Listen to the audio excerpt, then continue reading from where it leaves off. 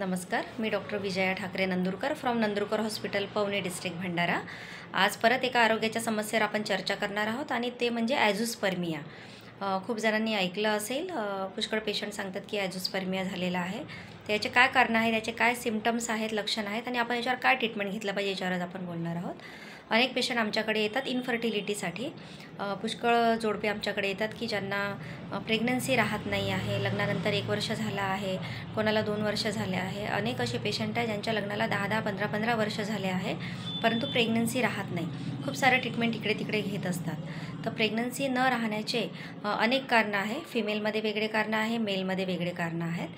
तर हे ॲझोस्पर्मिया ही सुद्धा एक खूप मोस्ट कॉमन कॉज आहे ज्याच्यामुळे प्रेग्नन्सी राहण्यामध्ये अडचणी जातात। तर ॲझोस्पर्मिया म्हणजे नेमकं का होतं, याची आपण काय ट्रीटमेंट घेतलं पाहिजे, काय आपल्याला त्याचे सिम्पटम्स असतात, कसं आपण त्याला ओळखायचं याच्यावरच आपण बोलणार आहोत। तर ॲझोस्पर्मिया म्हणजे जे सिमेन असतं, ज्याला आपण मराठीमध्ये वीर्य म्हणतो, त्याच्यामध्ये जर स्पर्म काहीच नसतील, बिलकुल no sperm in your semen, जर तुमच्या सिमेनमध्ये बिलकुल 0 स्पर्म काउंट असेल तर त्याला आपण ॲझोस्पर्मिया असं म्हणतो। तर जसं प्रेग्नन्सी राहण्यासाठी स्पर्म खूप महत्त्वाचा आहे, जसं ओव्हम फिमेलमध्ये आहे, स्पर्म हा मेलमध्ये असतो। जर जर तयारच होत नसेल किंवा ते तुमच्या सिमेनमध्ये स्पर्म काउंटच नसेल तर प्रेग्नन्सी राहणार नाही। अनेक पेशंट आमच्याकडे येतात। आता मधामध्ये माझ्याकडे पेशंट होते की ज्यांना 15 वर्ष लग्नाला झालेले होते आणि खूप सारं त्यांनी ट्रीटमेंट घेतलं, सांगितलं, खूप सारे फाईल्स माझ्याकडे घेऊन आले होते की मॅडम आम्ही खूप सारं ट्रीटमेंट घेतलं परंतु आम्हाला त्याचा रिझल्ट मिळत नाही किंवा फायदा होत नाही।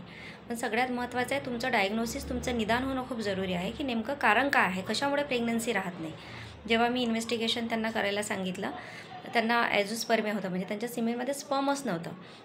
मग त्याचं काय कारण आहे हे शोधणं खूप महत्त्वाचं आहे। तर ॲझोस्पर्मियाचे अनेक कारणं आहेत बघा, वेगवेगळ्या याचे वेगवेगळं रिझन आहे। जसं प्री टेस्टिक्युलर रिझन्स आहेत, काही टेस्टिक्युलर आहेत, काही पोस्ट टेस्टिक्युलर कारणं आहेत।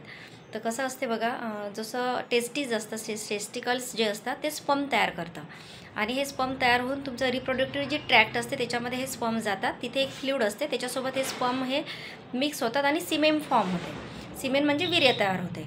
पण जर तुमच्या टेस्टिकल्समधून जर काय स्पर्म्स तयार होत नसतील त्याच्यामुळे सुद्धा तुम्हाला ॲझोस्पर्मिया होऊ शकते।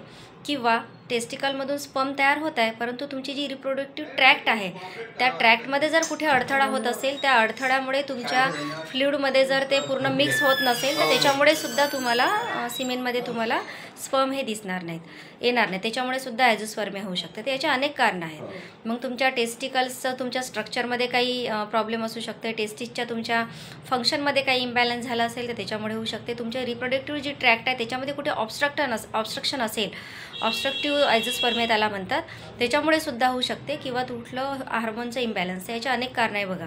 जसं काही इन्फ्लामेशन तिथं असेल, काही इन्फेक्शन तिथे झालेलं असेल, तुमच्या टेस्टिसची साईज जर स्मॉल असेल, तुम्हाला टेस्टिसमध्ये इन्फ्लामेशन म्हणजे ऑर्कॅटिसचा प्रॉब्लेम असेल, व्हेरिकोसिल तुम्हाला झालेलं असेल, इपिडायडिमायटिस तुम्हाला झालेलं असेल, तिथे जर इन्फेक्शन तुम्हाला असेल, किंवा कुठलं तरी मेडिसिन तुम्ही खूप दिवसापासून घेत असाल, कोणत्या पेशंटला कॅन्सरचा जर आजार असेल, त्यांनी कॅन्सरसाठी काही किमोथेरपी घेतलेलं असेल त्याच्यामुळे सुद्धा होऊ शकते, कुठल्या रेडिओथेरपीने सुद्धा होऊ शकते, रेडिएशनमुळे, कोणाला अल्कोहोलचं ॲडिक्शन असेल, खूप दारूचं व्यसन असेल त्याच्यामुळे सुद्धा हा प्रॉब्लेम होऊ शकतो। अनेक कारणं आहेत बघा। जर कोणाला जसं जी रिप्रोडक्टिव्ह ट्रॅक्ट आहे त्याच्यामध्ये कोणाला सिस्ट असेल, एखादी ग्रोथ झालेली असेल, एखादं तिथे गाठ तयार झाली असेल, त्याच्यामुळे सुद्धा जे स्पर्म तयार होतात टेस्टिकल्समधून ते तुमच्या फ्लूइडमध्ये मिक्स होऊन तिकडेपर्यंत जाणार नाही। तर अशा अनेक कारणं आहेत। अशा सगळ्या कारणांसाठी अनेक पेशंट आमच्याकडे येतात। काही केसेसमध्ये सर्जरी आवश्यक असते। सगळ्यात महत्त्वाचं म्हणजे हार्मोनचं इम्बॅलन्स असेल, टेस्टोस्टेरोन, अँड्रोजन, इथे जर काही इम्बॅलन्स असेल तर त्याच्यामुळे सुद्धा होऊ शकते।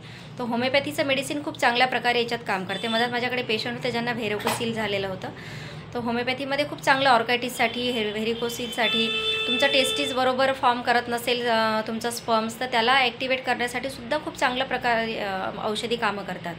आणि इन्फर्टिलिटीमध्ये किंवा ज्यांना जेव्हा आमच्याकडे कपल येतात की ज्यांना इन्फर्टिलिटीचा प्रॉब्लेम आहे, प्रेग्नन्सी राहण्यामध्ये कन्सिव्ह करण्यासाठी खूप प्रयत्न करत आहे, तर सगळ्यात महत्त्वाचं त्याचं डायग्नोसिस, त्याचं निदान की नक्की कारण काय आहे, म्हणजे कारण हे फिमेलमध्ये आहे किंवा मेलमध्ये आहे। जर ॲझोस्पर्मिया असेल, काही पेशंटला स्पर्म काउंट असतो पण फार कमी प्रमाणात, किंवा त्यांची मोटिलिटी खूप कमी असते, डेड स्पर्म असतात, तर त्याला ऑलिगोस्पर्मिया म्हणतात। तर दोन्ही केसेसमध्ये होमिओपॅथीचं औषधी खूप चांगल्या प्रकारे काम करतं। तर असं कुठलंही कारण असेल तर पहिले त्याचं डायग्नोसिस करा, त्याचे इन्व्हेस्टिगेशन्स करा, सोनोग्राफी करा, स्कॅन करा, म्हणजे डॉक्टरच्या सल्ल्याने लवकरात लवकर परफेक्ट त्याचं निदान करणं जरुरी आहे की नेमकं कारण काय आहे आणि ॲझोस्पर्मिया असल्यानंतरही ते कशामुळे आहे हे शोधणं जरुरी आहे. परत मधात माझ्याकडे एक पेशंट होतं ज्यांना व्हेरिकोसिलस होतं, ऑर्कायटिस होतं आणि त्यांचं स्मॉल साईज टेस्टीज होतं.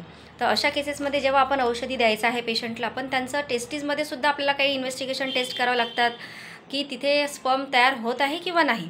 नाहीतर मग परत तुम्ही सर्जरी करणार व्हेरिकोसिलसाठी वगैरे, पण जर तुम्हाला टेस्टीजमधून स्पर्मच तयार होत नसेल, तुम्हाला काही हार्मोनल इम्बॅलन्स असेल, तर ते ट्रीटमेंट करूनही तुम्हाला त्याचा फायदा होणार नाही.